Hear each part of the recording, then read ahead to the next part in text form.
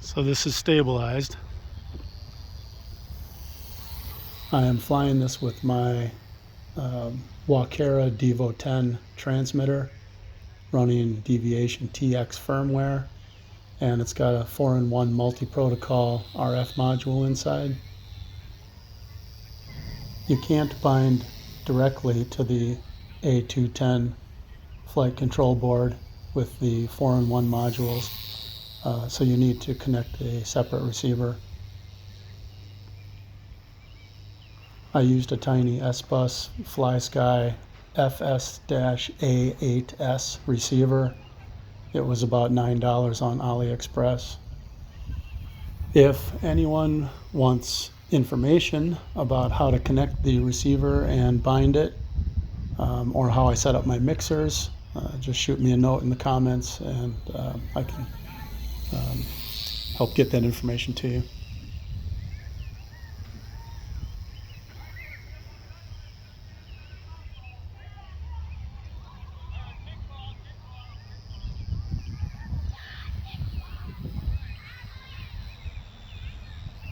A little too slow in the curve. The A210 is really awesome. I love it. It crashes like a pro and just laughs it off. Long flight times. It's a lot of fun to fly, even in the wind. Prop. Where is the prop? The props, I think, are going to be the biggest problem with it.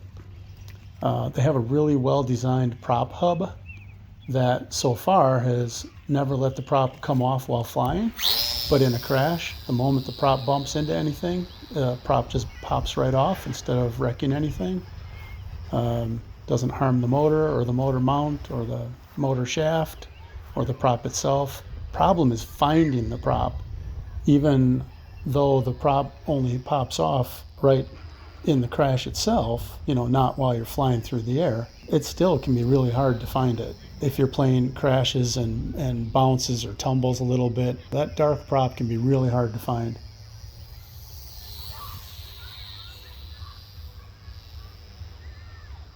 And now I'm going to turn stabilization off.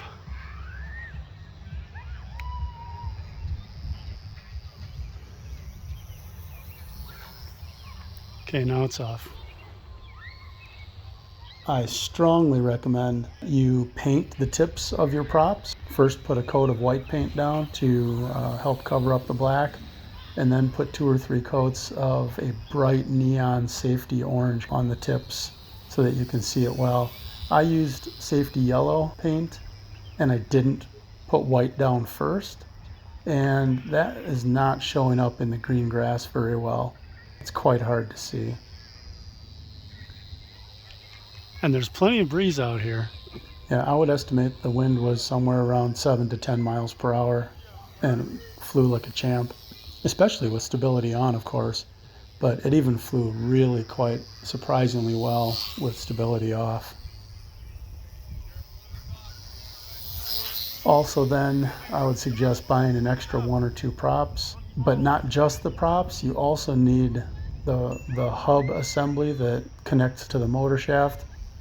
And you also need a prop cap or nose in the front that ties the whole thing together.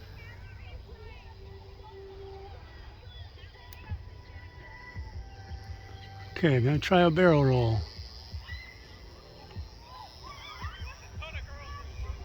Sure, kind of ugly, but it worked. I probably need to go to higher rates to do a better one. That is respectable though. Try a loop. Kinda.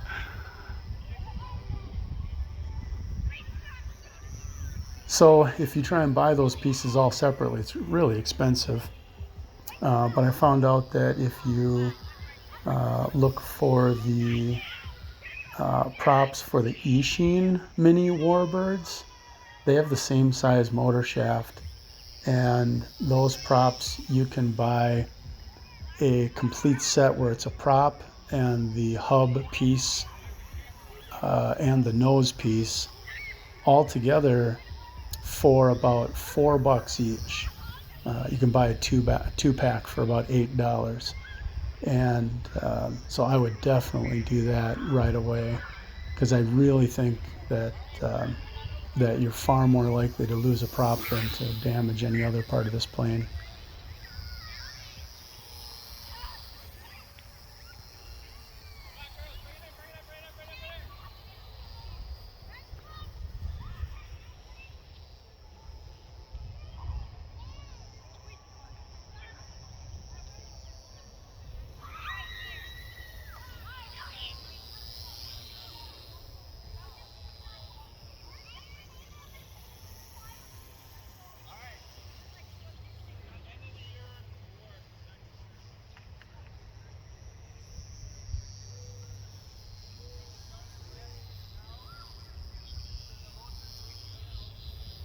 Oh, it's kind of a loop.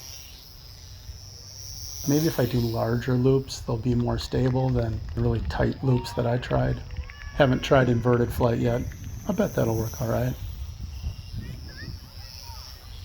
So if you are fairly new to flying and you're quite sure that you only want to fly it in fully stabilized mode, or if you're on a really tight budget and you don't have a standalone hobby grade transmitter and you're okay with sticking to fully stabilized mode only, then you need absolutely nothing more than what comes in the box.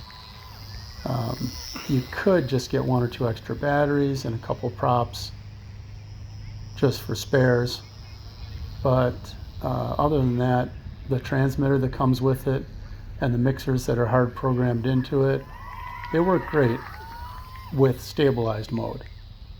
But that transmitter that comes with it, or rather, more importantly, I think the way the mixers are set up that you can't adjust, they suck bad in non-stabilized mode, really bad. It's like they have a ton of expo in the mixer curves in non-stabilized mode, so much so that when you try to make small adjustments to control surfaces, the worst offender being the elevator, essentially nothing happens with the plane. So then you push the stick a little further and nothing happens. And then you push it a little further and all of a sudden it reacts. And it reacts too late and it reacts too much. So then you get an overreaction and the plane itself then reacts erratically and unexpectedly. So if you want to fly this plane or any of the 380 millimeter XK warbirds in non-stabilized mode, you really have to have some sort of programmable transmitter and a compatible micro receiver so you can put some negative or inverse expo in some of the curves, especially the elevator curve. And FYI, channel 5 toggles the stability mode on and off.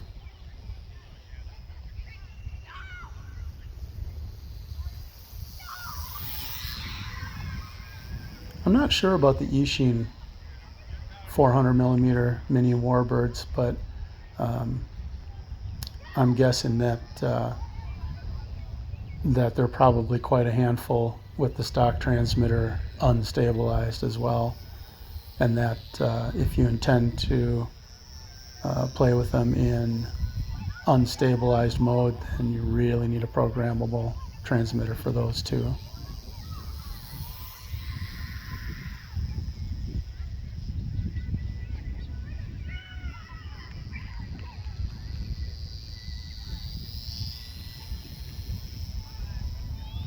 These XKs are really an amazing value.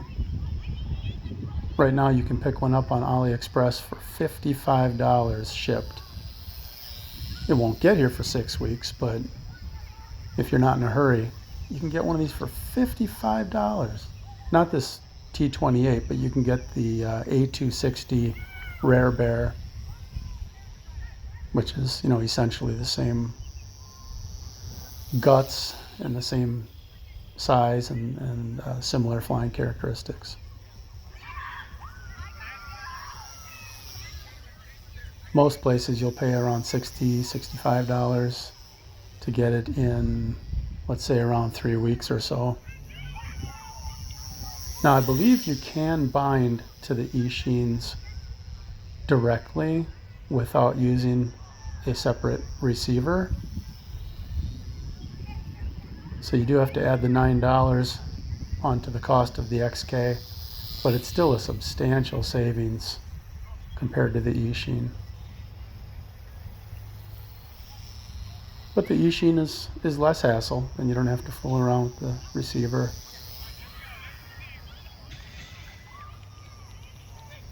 In this flight, I started with the stock battery around 4.18 volts, and that's a 400 milliamp hour battery, 1S of course. And I flew for 12 minutes until the timer on my transmitter beeped. And a little while later, like 10 minutes later after I stopped, I checked that battery and it had settled into 3.8 volts. So doing some simple math, you should easily be able to get 14 minutes and still have the battery come to rest around a very safe 3.7 volts.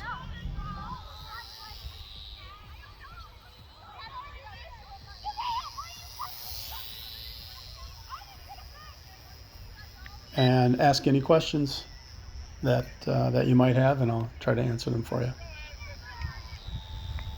Hope you enjoyed the video. Give me a thumbs up if you did.